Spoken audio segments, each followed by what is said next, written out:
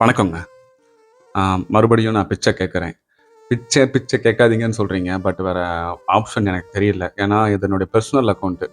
ஒருவேள அது ஃபவுண்டேஷன் அக்கவுண்ட்டா மாறிடுச்சு அப்படின்னா, நான் டொனேஷன் காணிக்க குடுங்க அப்படிங்க கேட்க கூட எனக்கு வாய்ப்பு இருக்கு. பட் இப்ப என்னுடைய பெர்சனல் அக்கவுண்ட்ல அமௌண்ட் வந்து விடுறது வந்து எனக்கு உடன்பாடே கிடையாது. பட் வேற வழியும் இல்ல.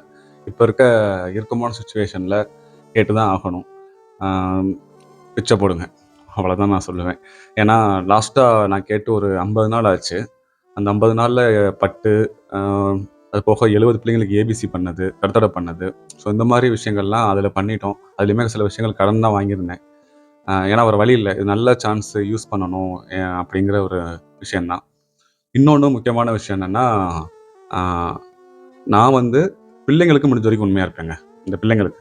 ஏமாத்தக்கூடாது, உண்மையா இருக்கணுங்கிறதுல ரொம்ப ஸ்ட்ராங்கா இருப்பேன். ஆனா, மனிதர்களுக்கு இருப்பேன்னா என்னால சொல்ல முடியாதுங்க. அது இருக்க முடியாது. யாராலயுமே இருக்க முடியாது.